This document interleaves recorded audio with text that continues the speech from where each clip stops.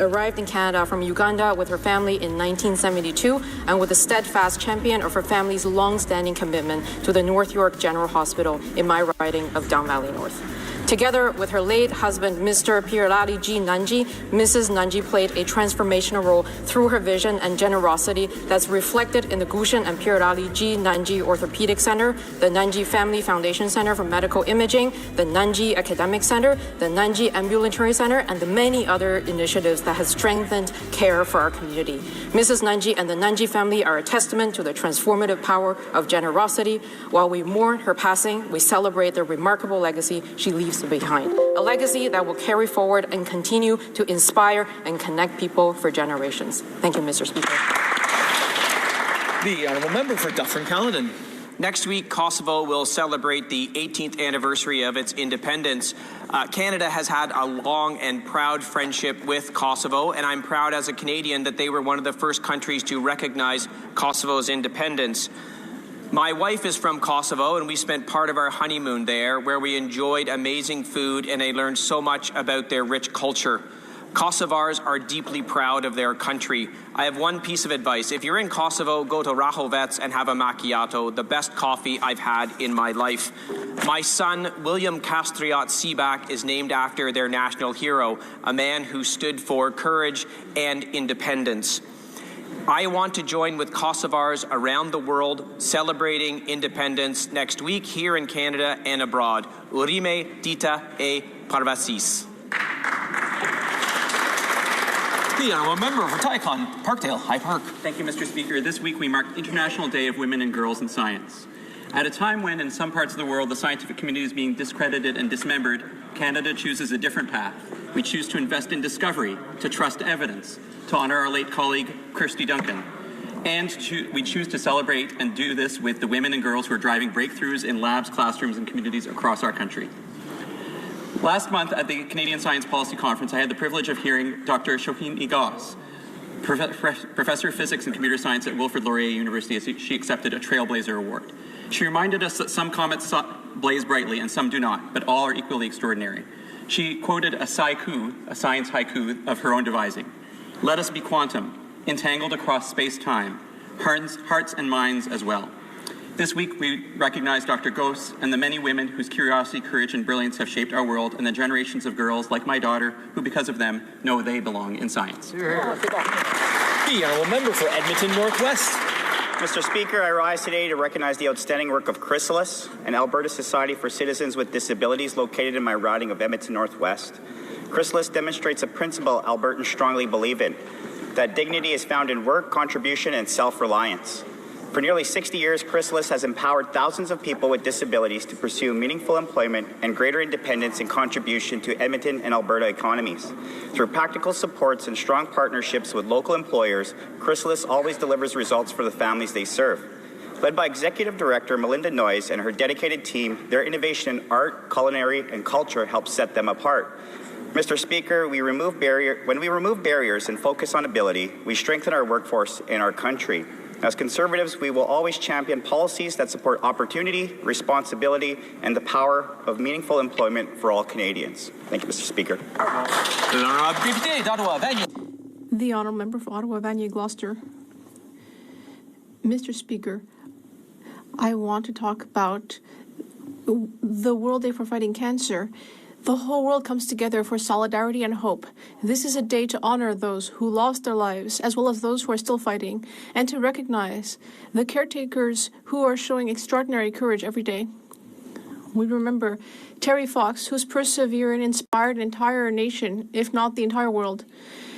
His memory still guides us today. Fox Foundation announced that it has surpassed the milestone of $1 billion raised in support of life-saving cancer research, thanks to the contributions of millions of volunteers, partners, and supporters from coast to coast to coast.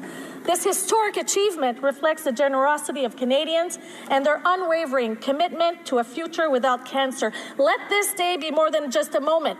Let it inspire us to keep on moving. Let us honor those fighting cancer by supporting progress wherever we can, and let us carry forward the journey that Terry Fox began. Let's finish it. The Honourable Member for London Fanshawe. Mr. Speaker, across Canada, seniors are feeling the pressure of rising costs in very real ways. One of my constituents recently told me she feels like the walls are closing in as her fixed income is stretched further each month.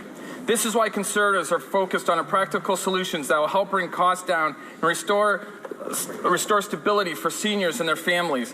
Conservatives have constantly put forward constructive ideas and reached out to work with other parties, including through opposition day motions that offer real, workable solutions. The recent meeting between the leader of the official opposition and the Prime Minister underscores the urgency of this work. Canadians are looking for results, not rhetoric. Conservatives will always set aside differences to find common ground when it leads to real results for Canadians. We urge other parties to do the same and focus on delivering solutions that ease affordability pressures for seniors and families. The Honourable Member for Kitchener-Conestoga. February 15th marks the beginning of Nonprofit Sector Week of Appreciation, and I'm proud to rise today to celebrate the heart of our communities, our nonprofits, and the people behind them. These are our neighbors. They're friendly faces who step up when someone needs a ride, a meal, a place to call home, or a caring professional to talk to.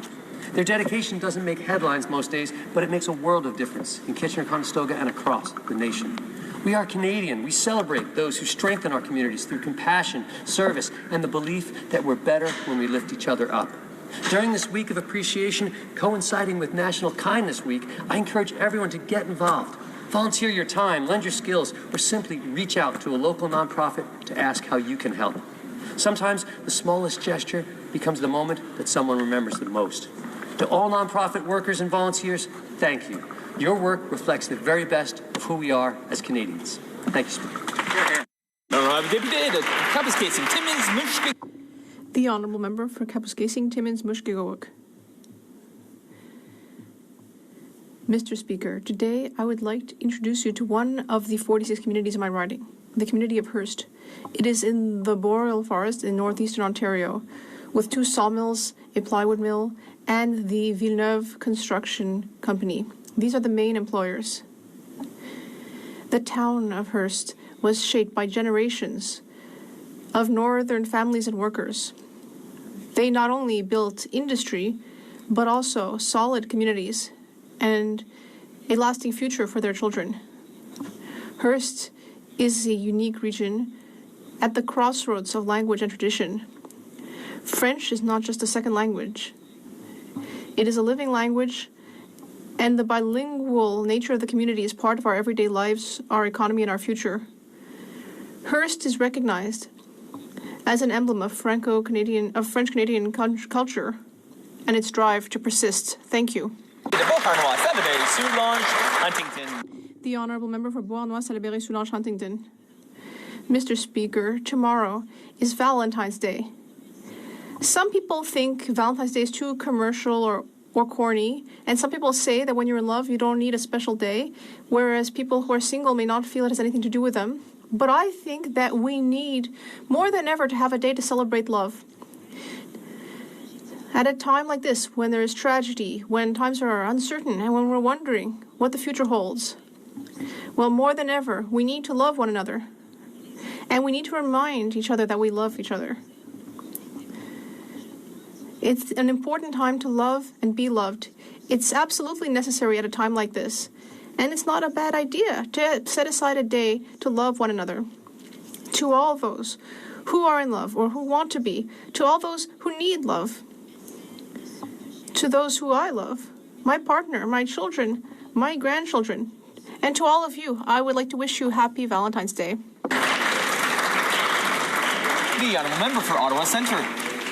Speaker, last week was International Development Week, and it was remarkable to learn from partners whose efforts make Canada a leader in development work around the globe. From speaking at Carleton University about how refugees in Canada can contribute to development work globally, to discussing how to bridge the gap between trade and development, it was very productive and enlightening week. I also had the honor to host the brave women of the Afghan Women Parliamentarians and Leaders Network, who shared the impactful stories of their work to fight for peace, democracy, and women's rights in Afghanistan. Speaker, Canada's international development work makes me proud to be a Canadian, and I'm glad to have the chance to support it. Merci. The Honourable Member for North Island, Powell River. It was 16 years ago this month, Mr. Speaker, when Canadians from coast to coast came together to celebrate the most dominant performance in Winter Olympic history. 26 medals, 14 of them gold, none more iconic, of course, than Sidney Crosby's golden goal, eliminating the United States and reclaiming Canada's rightful place as the undisputed hockey nation of the world. It was a moment etched into the very memory and identity of this great country, a defining moment of national unity and national pride. Whether you were watching that final game from your living room or at a bar or with the thousands crammed outside of Live City in Yaletown as I was, it was one of those rare instances of pure, unadulterated joy. I know I speak for all members of this House when I wish our amazing athletes representing Canada the best of luck and all the success in the world. And to Nate, Sid, Connor, and the boys on the ice, let's go get another gold medal.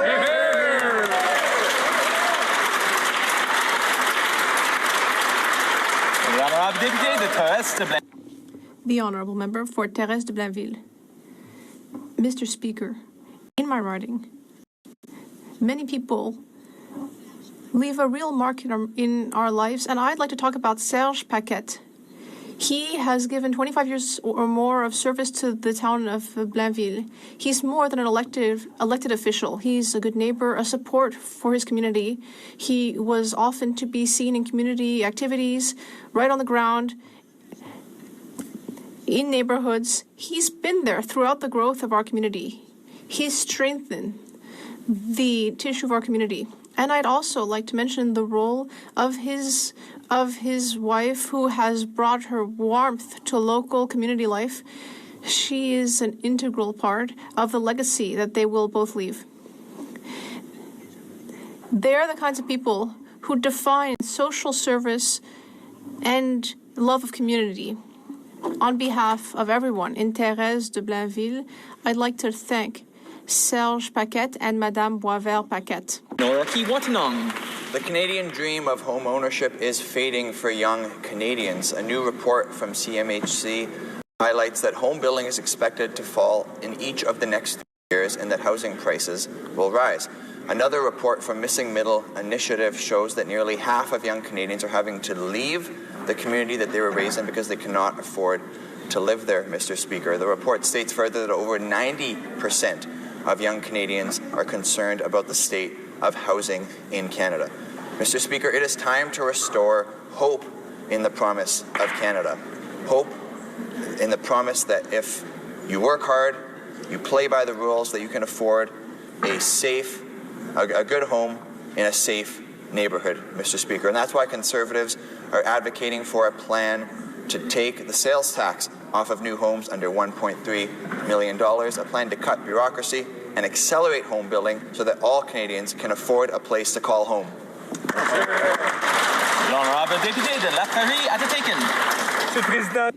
Mr. Speaker, today I rise to speak about Scout Week, which will take place from February 16th to 22nd. Throughout Canada, the movement brings together 10,000 young people, as well as over 3,000 adult volunteers. The Scouting movement is something that represents solidarity, community, and respecting nature. And it is a movement that is training 10,000 future strong citizens. In my riding, La Prairie et Tadigan, I'd like to congratulate this scouting group. These dynamic young people, with François de l'Étoile, their mentor, have participated in the Christmas market in order to fund their trip to the international scouting meeting in Switzerland.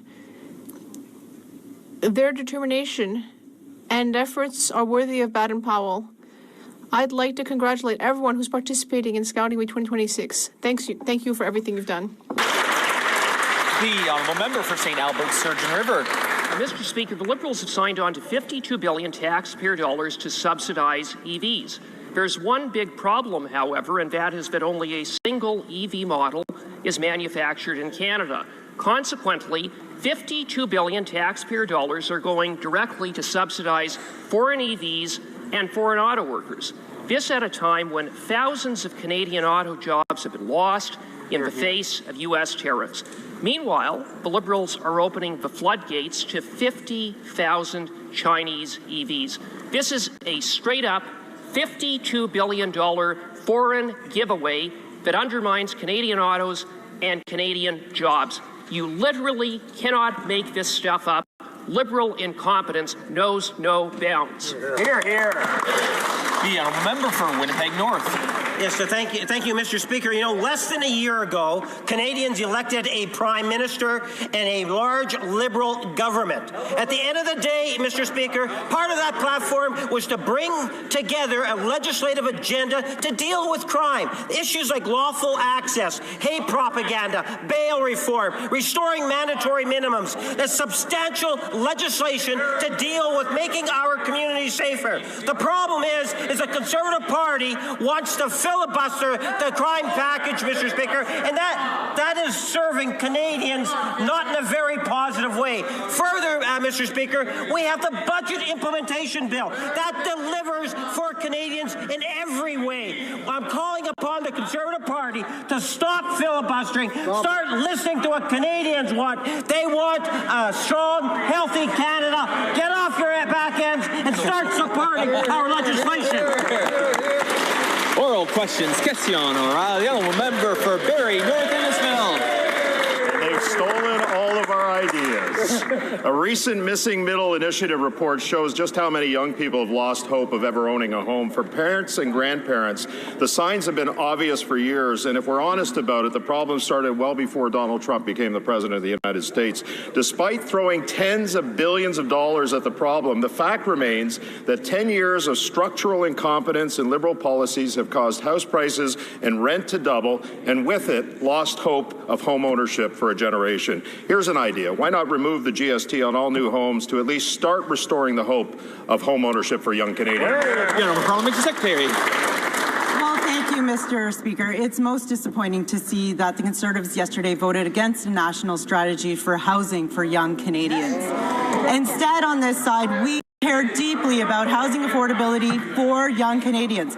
That's why we have the Build Canada Homes Act before the House, which will catalyze innovation in home building and bring down costs for young Canadians and all Canadians. A member for Barrie South Innisfil. We voted against more bureaucracy and more red tape instead of getting the job done. Our kids are worried and our grandkids are worried, Mr. Speaker. In 10 years, home ownership among 30 to 34-year-olds fell 60 to 52%. It's even steeper with young people. 93% of Gen Zs and millennials are worried about the state of housing in Canada today. Unfortunately, unaffordability is reshaping communities, with nearly half of young Canadians reporting they've considered leaving their current city or province. This isn't a tariff issue. It's a self-inflicted wound caused by failed policies.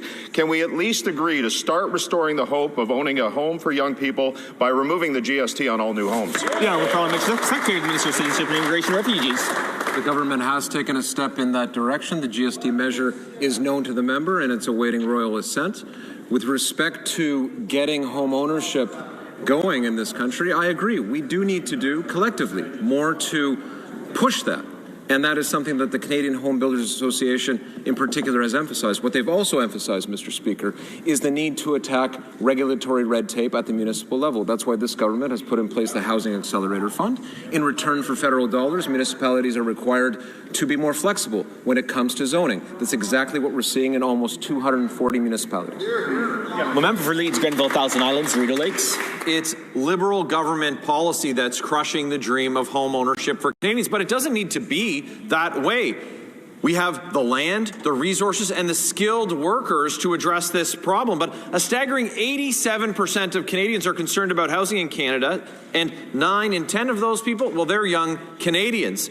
So the Liberals have an opportunity to work with Conservatives to take a real Team Canada approach. So will they work with us to take the tax off of new homes and slash development charges by half to restore the dream of home ownership for young Canadians? Here, Parliament Secretary, the Minister of Housing and Infrastructure.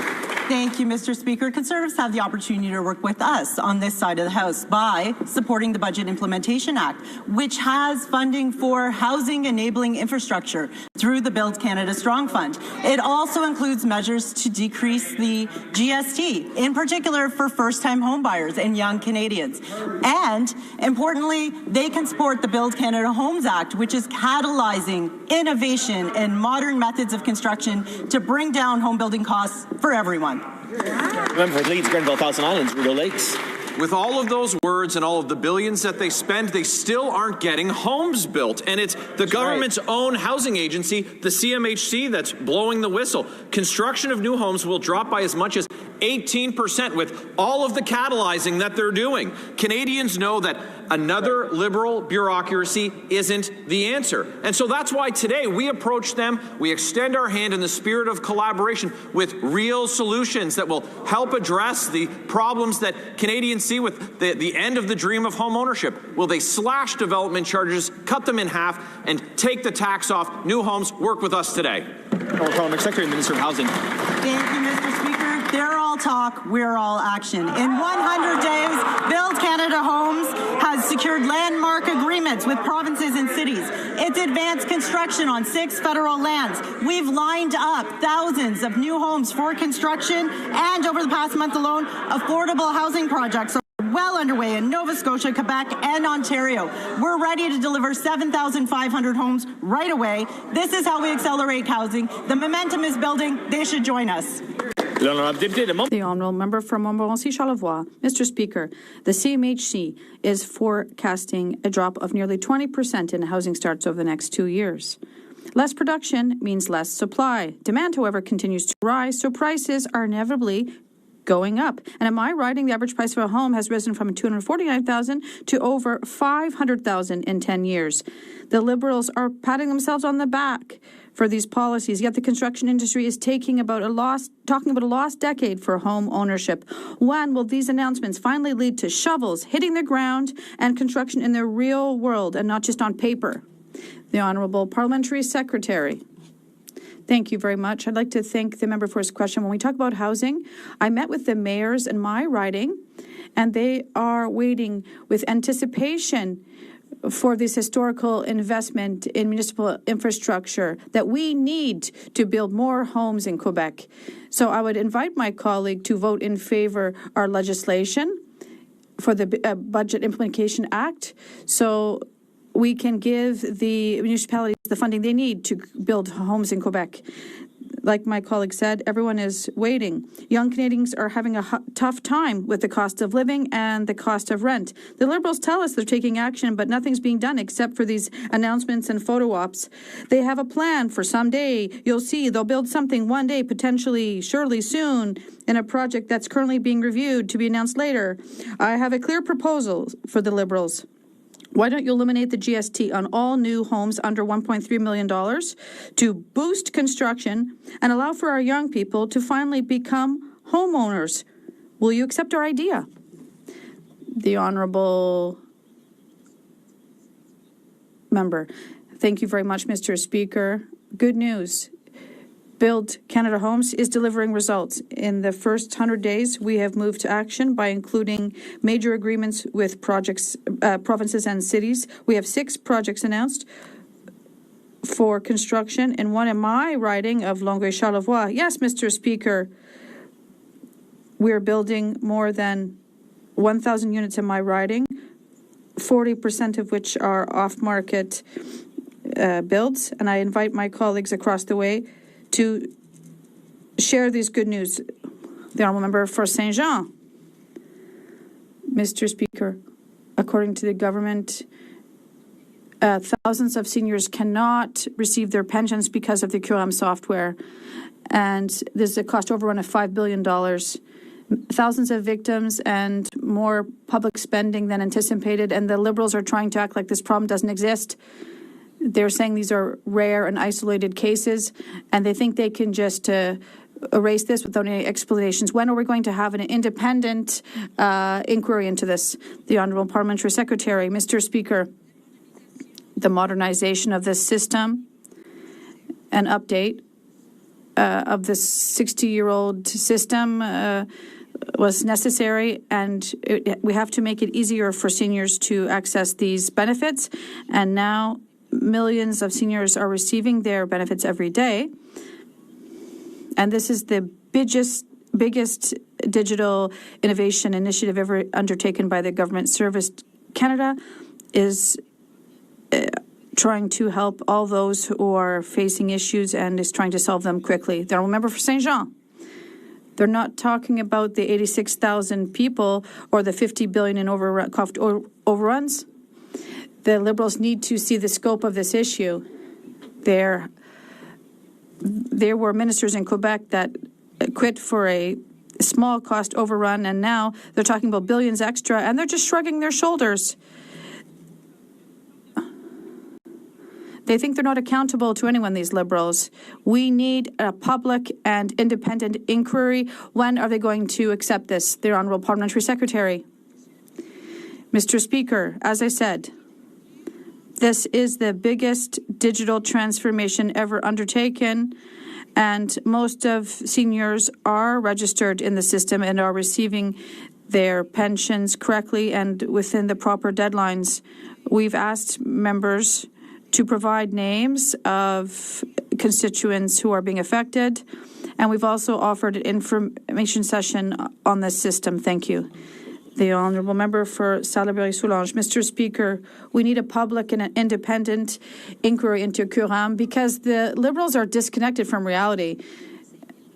We're looking at 86,000 seniors affected, and they think this is just a banal issue. They're falling through the cracks of this IT systems, and they're just shrugging their shoulders. There are people who are not getting their old age security, and they haven't received it in months. And how are these people going to live, Mr. Speaker?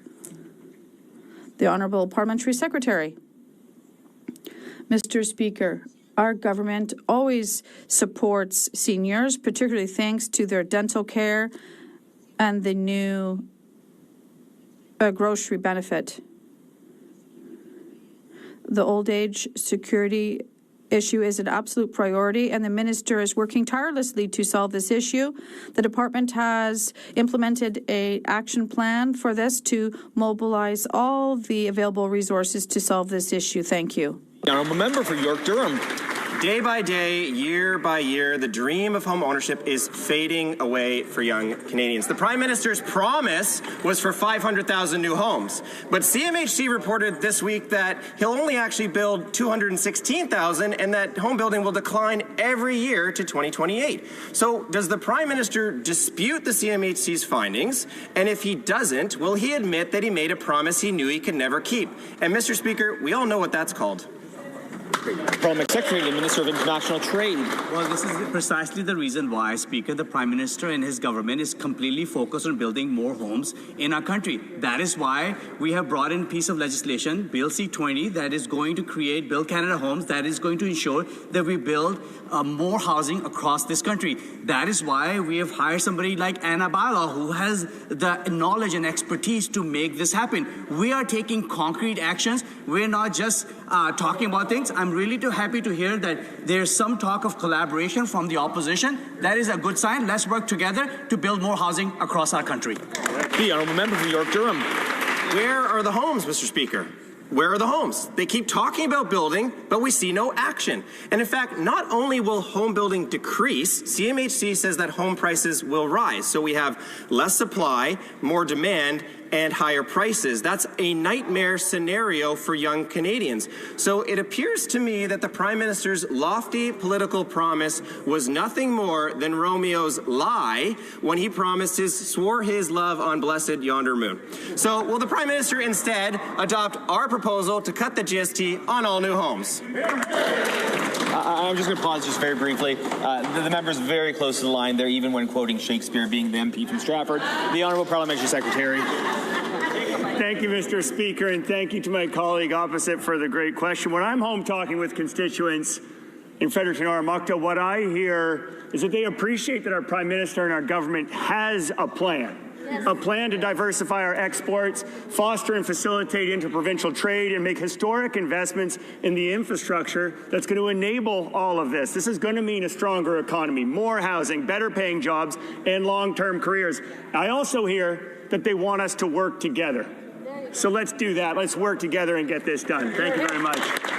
Member for London Fanshawe. Mr. Speaker, the Canadian dream of home ownership is fading for young Canadians.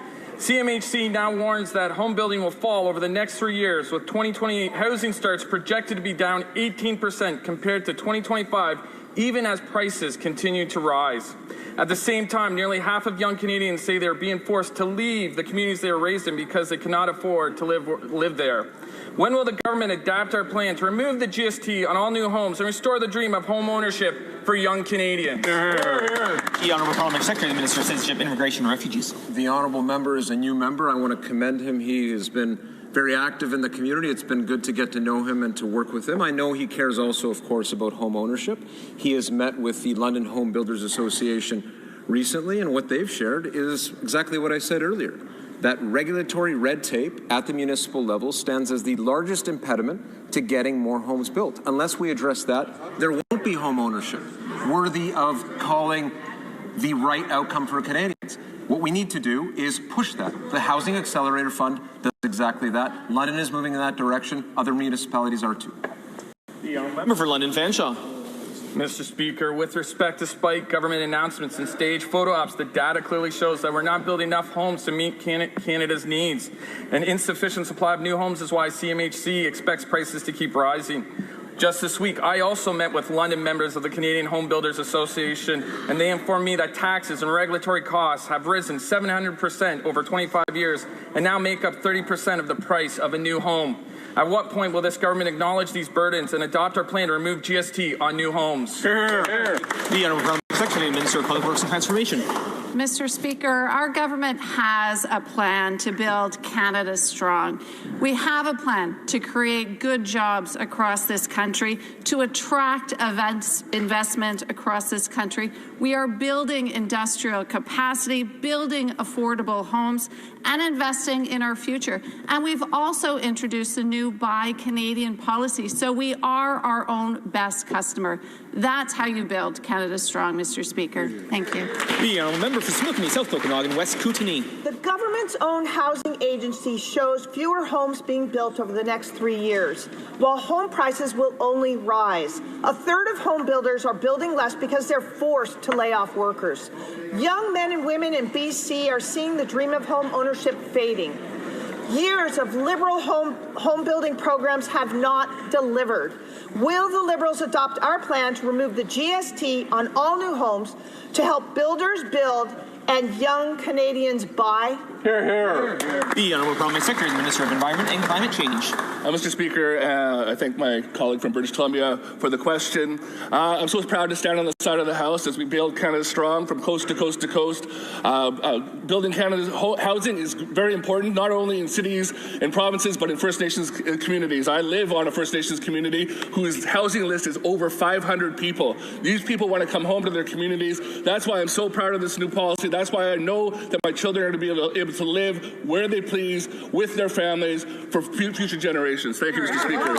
Now, member for Calgary, Nose Hill. The Canadian Mortgage and Housing Corporation just said that by 2028, new housing starts will fall by as much as 18.1%. And meanwhile, the Liberals continue to bring in hundreds of thousands more temporary foreign workers and have no plans to get millions with expired visas to leave.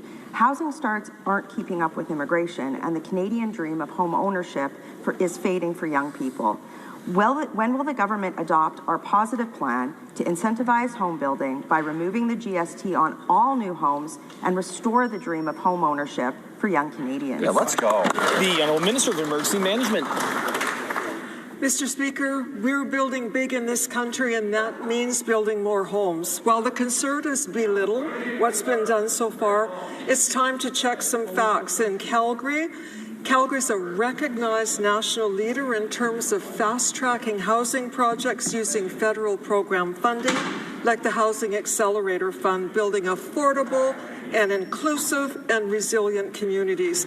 If the Conservatives really cared about housing for young people, they'd support our plan, which will deliver real results for Calgarians and Albertans. I'm from Calgary, Nose Hill. The reality is that rents have doubled in Calgary, and it's not just the dream of owning a home that's fading for young Canadians. Data shows that the prospects of getting a good-paying entry-level job for Canadian youth has never been dimmer. Canada's economy is slow, and now artificial intelligence is changing entry-level jobs in almost every field, including law and accounting. Given all of this, why are the Liberals bringing in hundreds of thousands of more temporary foreign workers, have no plans to get millions with expired visas to leave, instead of incentivizing businesses to hire and give hope to Canadians? The Honourable Minister for Emergency Management. Mr. Speaker, affordability starts with opportunity, and that means making sure every Canadian can get a good-paying career. Our plan is working. Just last month in Alberta alone, nearly 42,000 good full-time careers were created. That's more people earning paychecks, putting money back in the economy, and getting ahead. At a moment when Canadians are focused on affordability, it's time for Conservatives to stop blocking the Budget Implementation Act and back a plan that's delivering real results. The honourable member for Pierre Poilievre, Les Patriotes. Mr. Speaker, yesterday the Bloc Québécois leader met with the Prime Minister. He insisted that we absolutely have to end these low-cost truckers, and that's not all. It's not only the federal government's not doing much on this file, they're even part of the problem. Canada Post hired no less than 25 companies that are using these low-cost trucking companies, and they're doing this with taxpayer money. When the Post to abide by these standards. Thank you, Mr. Speaker. The honourable member for Pierre Poilievre, Les Patriotes. Mr. Speaker, they could solve this issue if they started admitting that these do exist instead of encouraging these low-cost drivers. Canada Post has used at least 25 companies of this type. We provided many solutions to get these dangerous drivers off our roads, but they continue. And not only are they not using these solutions, but they're hiring these low-cost drivers. It raises a fundamental question. Why do these Liberals not want to solve the problem? The Honourable Parliamentary Secretary. Merci. Thank you very much, Mr. Speaker. Canada est fier. Canada Post is proud to be able to cooperate with many trucking companies across the country. By doing so, the CEO of Canada Post has assured us that this company has no links to the Drivers Inc. model. All of their subcontractors have clear agreements and a code of conduct to respect, and a consequence if they do not respect this. As a government, we expect these standards to be respected by Canada Post. China, our biggest security threat. Now he tells us that they are a strategic partner. He told Canadian canola farmers to expect lower tariffs by March 1st. Yet just yesterday, we learned that Beijing is delaying its decision until at least March 9th. Last time I checked, partners keep their word. Our farmers deserve better than uncertainty, shifting timelines, and empty promises. Yet that's all this Liberal government has delivered. So I ask, is there truly a deal to reduce tariffs on Canadian canola, or did the Prime Minister mislead our farmers about getting results? The Honourable Economic Secretary, the Minister of Agriculture. Mr. Speaker, I just want to start by saying that our canola grow the best canola in the world. Absolutely. They're doing a tremendous work. And yes, we have a great partnership, a renewed strategic partnership with China to export canola. And in fact, we know that Chinese importers have already secured 650,000 metric tons of Canadian canola, which is 25% of China's total import last year.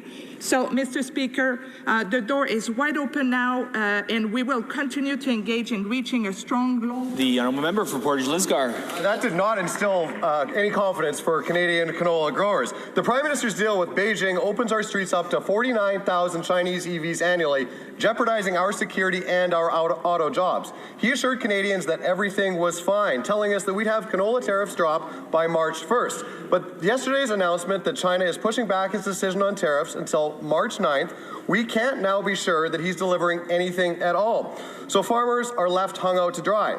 And in exchange for what? fancy photo ops, and false promises.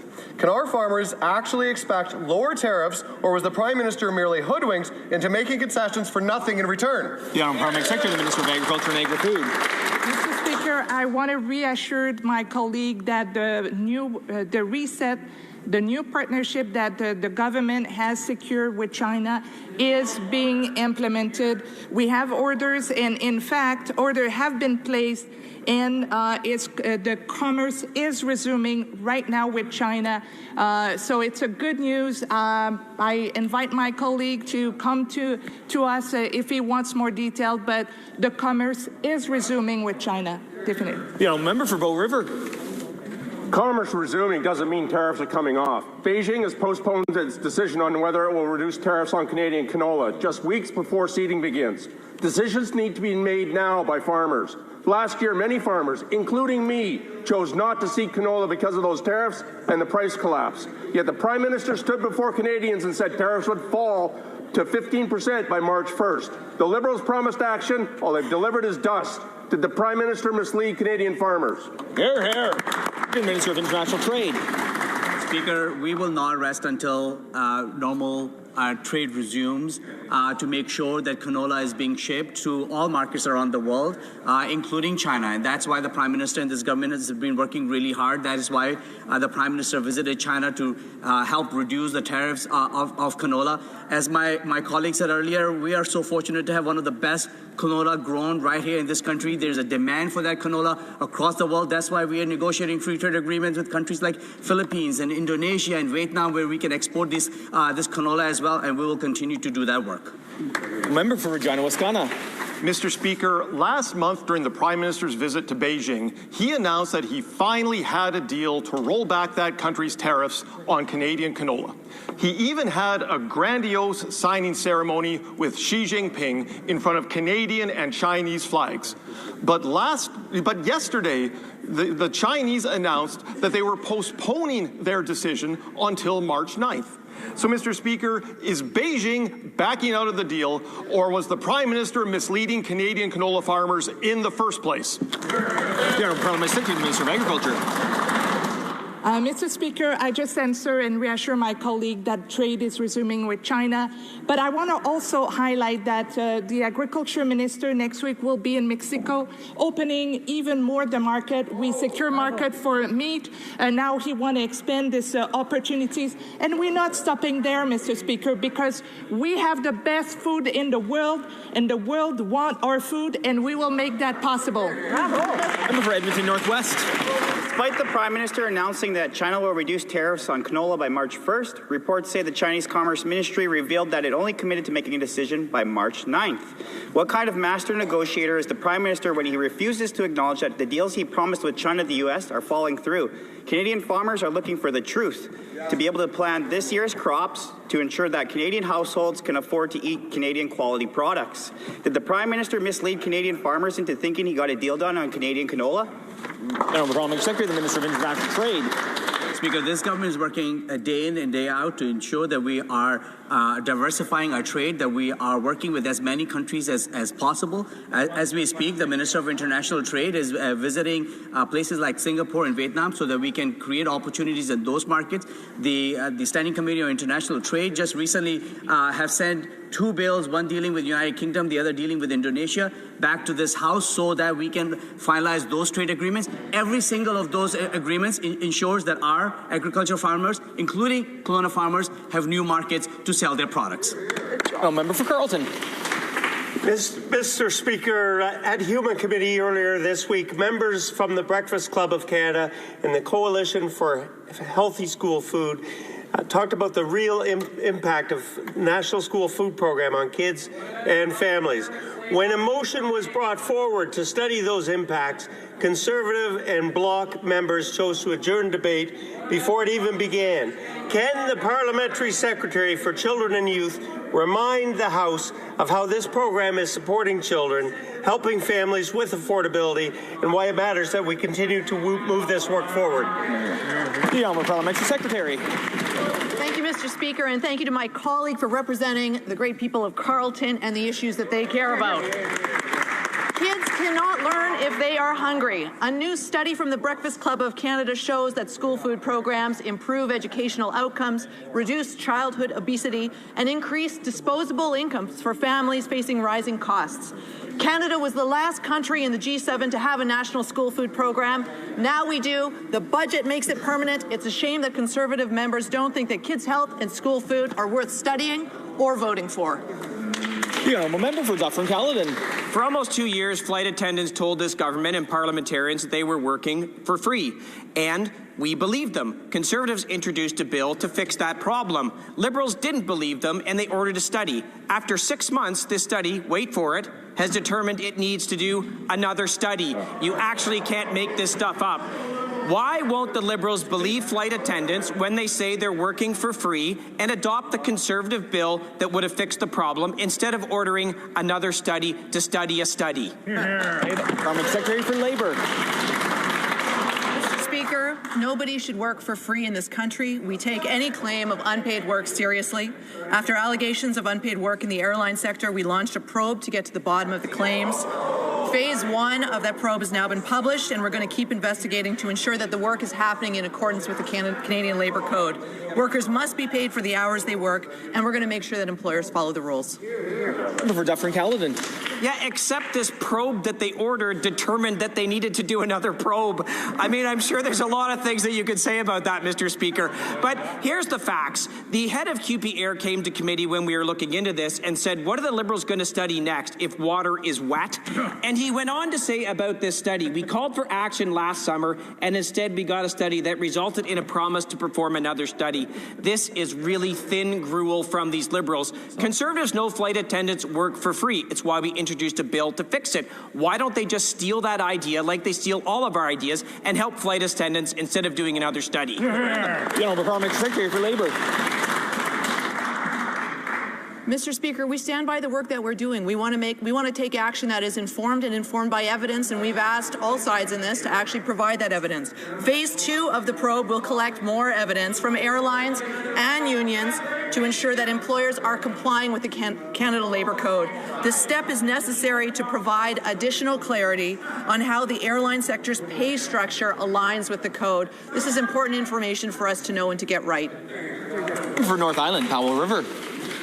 Devastated, anxious, fearful of what the future may hold. I'm sure these are just some of the emotions the 25,000 Canadians who lost their jobs last month undoubtedly feel. These are individuals, like all Canadians, who even when they were working were already struggling with the cost of groceries, the cost of rent, the cost, Mr. Speaker, of just getting by. Now, not only are they dealing with a cost of living crisis, they are out of a job. This Prime Minister promised the fastest growing economy in the G7, but when will his policies deliver anything other than job losses, massive deficits, and the highest cost of groceries of our economic peers? I'm going to allow the member to answer the question, but I'll just remind members they should be with their own seat, in their own seat when they do ask a question. Now, I'm a Parliamentary Secretary. Mr. Speaker, I commend the member on...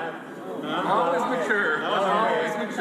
Order. I'm going to ask members to restrain themselves and not be inappropriate or childlike in terms of the comments they make. The honourable member. Mr. Speaker, I thank the member for the question. It gives me the opportunity to say that Bill C-19 has received royal assent. It shows what we can do when we work together in this House of Commons. Of course, that is the groceries and essentials benefit that will provide up to $1,900 for a family of four in what is certainly a difficult time for this country. But I also urge the member to look past politics, to work with all members in this House, and to echo what Prime Minister Harper said. Let's work together on behalf of the country in a very difficult moment. We can do it. Member for North Island, Powell River.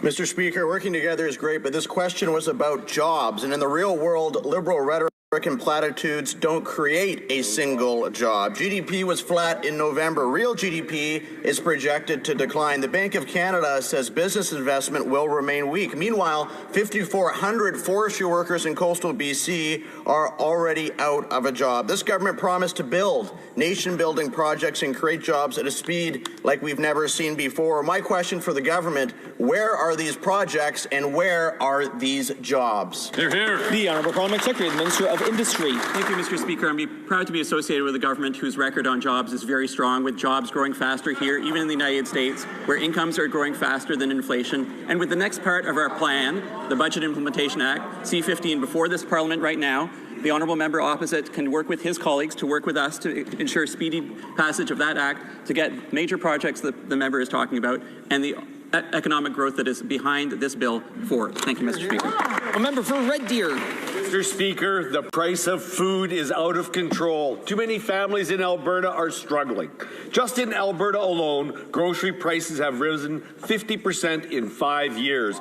Beef prices are up 53%, eggs up 37%, vegetables up 20%. These are not luxuries. These are essentials, and Canadians can't afford this Liberal government. The Prime Minister said he should be judged by the cost at the grocery store. Well, Judgment Day is coming. When will the Prime Minister remove taxes, start getting things built so Canadians can live affordably? The Honourable Secretary of State for Combating Crime. Thank you, Mr. Speaker. Well, we had a big announcement addressing this very issue because we know it is something that Canadians are struggling with, and therefore we have announced the new Canada Groceries and Essentials benefit. Mr. Speaker, this not only gives a one-time benefit to Canadian families, but also helps them for the next 5 years. But we're not only doing that, Mr. Speaker, we're also looking at how to strengthen our supply chains. We're investing in companies that are in the business of food manufacturing. We're investing in greenhouses so that we can have more food in our country. Mr. Speaker. The Honourable Member for Louis St. Laurent Takiawanrock. Mr. Speaker, one thing that people don't understand about the current affordability crisis is that it's impacting the birth rate. There are couples who are waiting to buy a home before they have children. As one expert has explained, I don't want my children to have less than I had growing up. That's what the Canadian dream means, and unfortunately, the Canadian dream is being shattered by 10 years of Liberal governance. Why won't they adopt our idea of lifting the GST on new homes? The Honourable Parliamentary Secretary. Good morning, Mr. Speaker. I appreciate the comment from my colleague. In Northern Ontario, I recently met with real estate organizations, and we spoke about the need for affordable housing, including housing with support services. The real estate industry expects us to pass the Build Canada Homes Act, as well as the Budget Implementation Act. I would encourage my colleagues to vote with us. Thank you. The Honourable Member for Louis St. Laurent Takiawanrock. But, Mr. Speaker, the reality is that the Liberals have been in power for 10 years, and for 10 years, the Canadian public has been disappointed by their inaction on the housing file. And the future does not look any brighter. CMHC is projecting an 18% reduction in home building. You need to take the bill by the horns here. There needs to be something positive offered to the public. So why won't the government adopt our approach of lifting the GST on new homes? Because that would impact all of Canada positively. The Honourable Parliamentary Secretary, Mr. Speaker, I agree that housing and affordable housing especially are important. I hope that we will be able to continue federal action, which has led to thousands of housing units being built in Quebec, for example, in Longueuil. The Liberals should vote in favour of our Budget Implementation Act so we can, in fact, build affordable housing. The Honourable Member for Richmond-Arthabaska. Thank you, Mr. Speaker. All week, I have been asking questions about the CURAM system. This was a financial fiasco, which was supposed to cost $1.6 billion, but instead ended up costing $6.6 billion. It has left 86,000 seniors waiting for their money, and the only answer I've gotten back from the government is, could you send us their names? Seriously, I guess that's what the Liberals think of as leadership. I'll give them one more chance to give an answer other than send us their name. If they give the same answer again, it will prove their incompetence. Hopefully, they'll show leadership this week. The Honourable Parliamentary Secretary. Monsieur le Président. Mr. Speaker, as I have stated, this is the largest digital transformation ever completed. The overwhelming majority of people in the system are correctly receiving their benefits on time. We've reached out to members' offices to ask for the names of impacted persons. We have also offered opposition members a briefing on the system. We will always support seniors through benefits, including our dental benefit. The honourable member. Mr. Speaker, honestly, I'm speechless. I'm sorry, but they have just proven their gross incompetence. They have just proven the lack of respect they have for our seniors. They have just proven the lack of respect for Canadians who have paid $500 billion more than was expected. They have just proven that the Liberals don't give a damn about the people. I will keep fighting. They're still showing incompetence, but hopefully the minister can at least confirm that there is a task force working on this. If not, the minister can remain seated. Mr. Speaker, the department has been working to modernize a decades-old system to process more applications for the decades to come. 7 billion seniors already receive their benefits on time, and the department is working on delayed benefits. I have good news, Mr. Speaker. Following almost unprecedented levels of collaboration, Bill C-19 has received royal assent. As a result, over 12 million Canadians will now receive vital support to help pay for groceries and other essentials. Canadians are expecting us to once again put partisanship aside and pass the Budget Implementation Act. Can the Parliamentary Secretary update this House on how swift passage of the BIA will help unlock generational investments and build the strongest economy in the G7? The Honourable Parliamentary Secretary. The member, in the short time that she's served as an MP, is making an outstanding contribution, particularly on economic issues. She is, after all, a tech entrepreneur at not one but two companies. She understands the importance of putting in place a foundation for the Canadian economy. C-19 did receive royal assent. 12 million Canadians will benefit. We can go a step further and put in place a foundation for the future of this country, and that is, of course, the budget. I've had the opportunity to serve for a few meetings now on the Federal Finance Committee. We're working well there. I hope Conservatives work with us to pass the budget without obstruction. I know they're up to it, and I know that the country needs that right now. The honourable member for Calgary Centre. Mr. Speaker, yesterday at Finance Committee, the President of the Canada Infrastructure Bank stated that none of the funds lent to electric bus makers was written off, despite the bankruptcy of Lion Electric, which at least had $470 million allocated to it. The Strategic Innovation Fund also committed $50 million to Lion. That's a write-off. Export Development will not disclose how much they lost. Lion Electric was always a funding scheme that enabled insiders to profit from this government's transition narrative. Will a responsible minister provide some transparency and show taxpayers how much this scam has cost them? The Honourable Parliamentary Secretary for Industry. Thank you, Mr. Speaker. I appreciate the question from my colleague opposite, who is a constructive member on these questions. Obviously, the situation that he refers to with a particular company has its issues, but we know more generally that investments in renewable technology work. We know that the future direction of both heavy vehicles and light vehicles is increasingly electric. That's why we're making the investments we're making. In terms of the question to the Canada Infrastructure Bank, I'll refer those questions to the bank. No, member of Calgary Centre. Well, I don't know how much proof they have to see that this actually isn't working, that money's going off the table and nothing's being accomplished. But the president of Lion Electric, Mark Bedard, sold $33 million of his shares prior to its bankruptcy in what is known as a pump and dump stock play. The Liberal government acted as a pump with millions of taxpayer dollars. Mr. Bedard and his friends then orchestrated the dump, and they walked away with millions. The minister did not include a share lockup with the grants. This is at least gross incompetence. It's financial crime, Mr. Speaker, the victims of which are Canadian taxpayers. Will any minister finally do the right thing and call in the RCMP? The Honourable Parliamentary Secretary. I was at the Federal Finance Committee yesterday with the honourable member. He knows how the answer was put forward by Mr. Corey of the Infrastructure Bank. There's no deal with Lyon. What happened with Lyon in terms of the bankruptcy obviously is regrettable, certainly. But those buses that were intended to be procured are on the road under the operation of another company. The company was in fact sold. When it comes to the Infrastructure Bank, there is, and the founding act of the bank makes this clear, Audits are required. He can look at those audits. The Auditor General is required to look at the infrastructure bank. Committee meetings can happen. The answers were clear. For Edmonton West. There's rampant use of illegal workers on federally funded infrastructure projects in Alberta. These traffic workers are being abused, robbed, and forced into unsafe work conditions, while union trades are shut out of the very jobs their taxes are funding. Over a year ago, I presented evidence to this government of this corruption, and yet no action. We tried to start a study in committee on the issue, but the Liberals blocked it.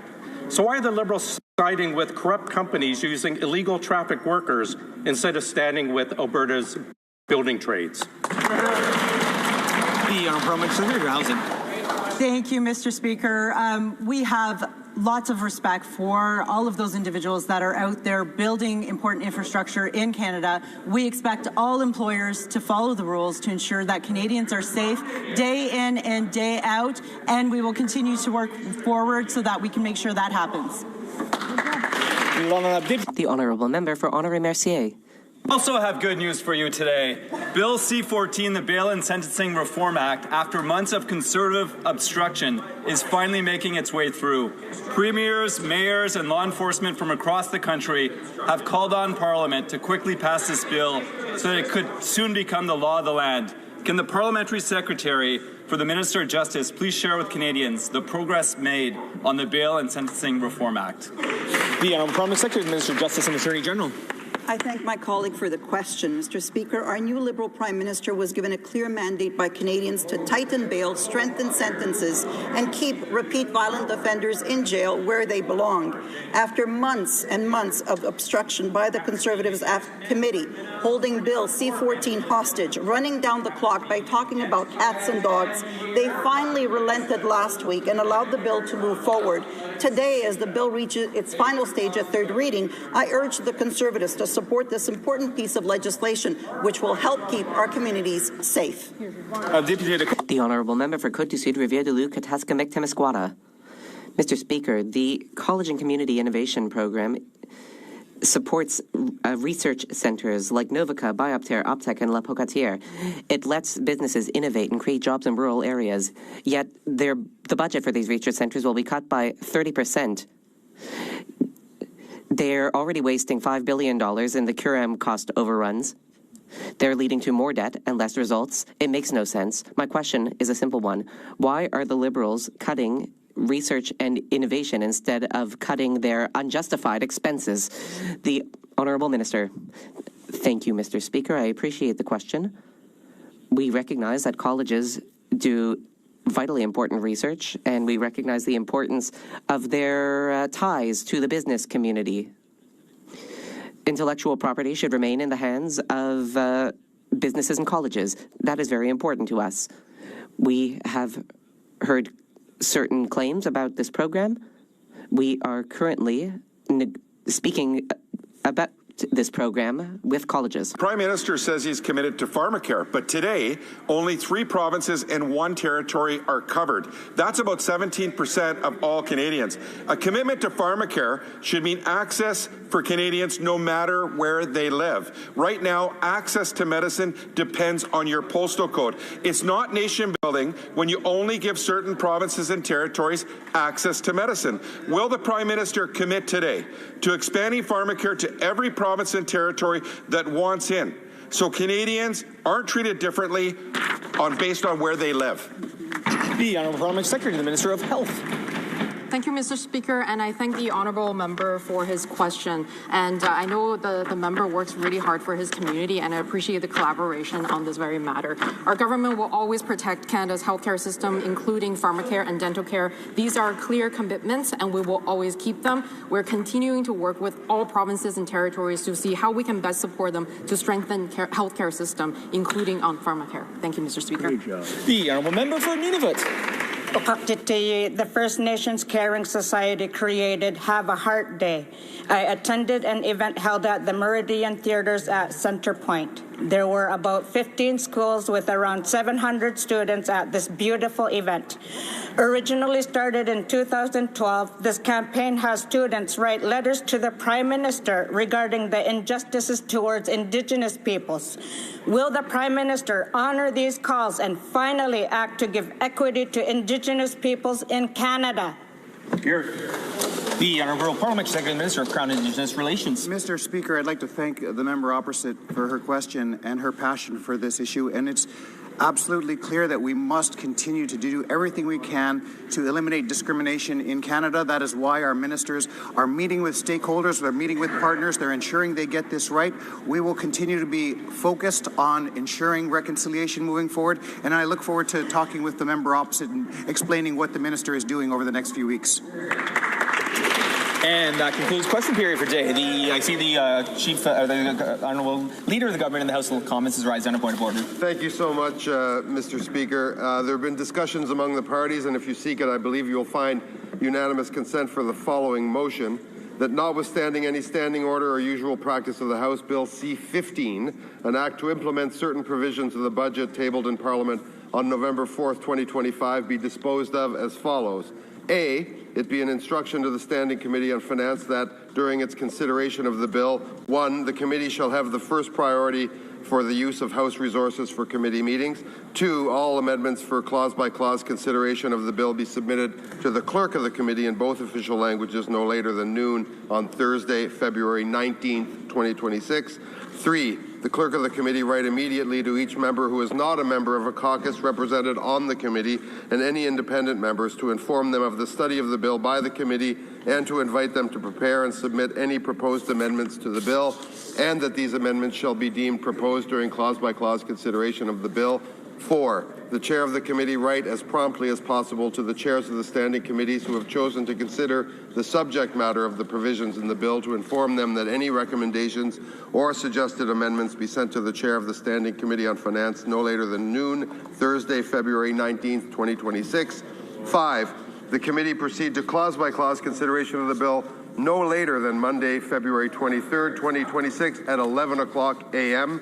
6, if the committee has not completed the clause-by-clause consideration of the bill by 5 o'clock p.m. on Monday, February 23rd, 2026, all remaining amendments submitted to the committee shall be deemed moved. The chair shall put the question forthwith and successively without further debate on all remaining clauses and proposed amendments, as well as each and every question necessary to dispose of clause-by-clause consideration of the bill. 7, the chair shall report the bill to the House no later than Wednesday, February 25th, 2026. And then B, Mr. Speaker, the bill may be taken up at report stage at the next sitting following the completion of the provisions of subparagraph A7 of this order. And finally, C, the motion for third reading of the bill may be made in the same sitting during which the said bill has been concurred in at report stage. Thank you, Mr. Speaker. All those opposed, the Honourable Minister moving the motion will please say nay. Agreed. The House has heard the terms of the motion. All those opposed to the motion will please say nay. Carried.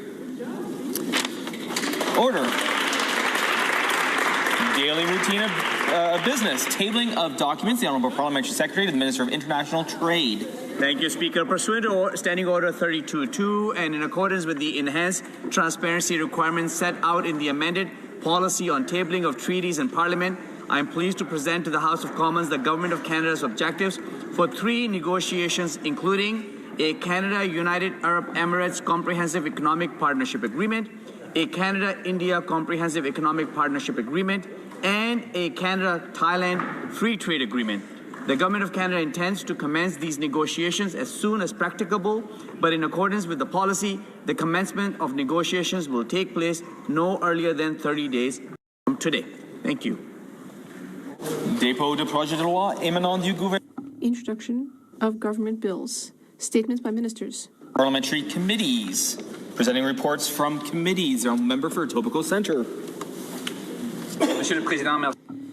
Mr. Speaker, I have the honour to present in both official languages the second report of the Standing Committee on Official Languages, entitled Certificate of Nomination of Kelly Burke to the position of Commissioner of Official Languages. The committee recommends this candidate to the position of Commissioner of Official Languages. Introduction of private members' bills. First reading of Senate public bills. The Honourable Parliamentary Secretary to the Government House Leader. Yes, thank you, Mr. Speaker. There have been discussions amongst the parties, and if you seek it, I believe you will find unanimous consent for the following motion, that notwithstanding any standing order or usual practice of the House, Government Business Number 5, standing on the notice paper in the name of the Leader of the Government in the House of Commons, be deemed adopted. All those opposed, the Honourable Member moving the motion will please say nay. Agreed. The House has heard the terms of the motion. All those opposed to the motion will please say nay. Carried. The Honourable Minister of Transport. Merci, Monsieur le Président. Mr. Speaker.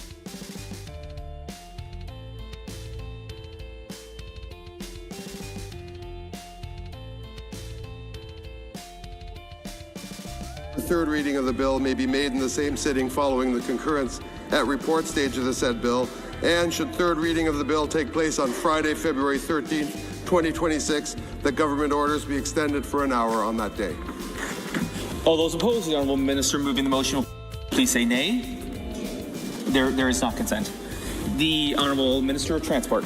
Pursuant to Standing Order 56.1, I move, seconded by the member for Winnipeg North, that notwithstanding any standing order or usual practice of the House during consideration of Bill C-14 today, the motion for third reading of the bill may be made in the same sitting following the concurrence at report stage of the said bill, and should third reading of the bill take place on Friday, February 13th, 2026, that government orders be extended for an hour on that day.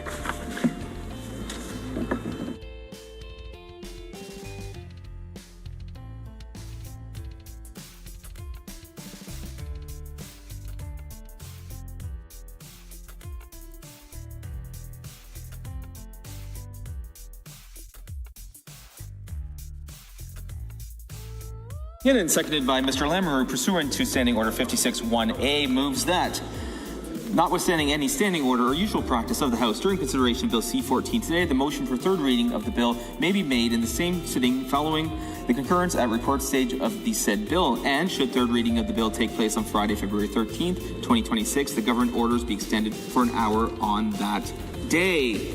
Will those members participating in person who object to the motion please rise in their places?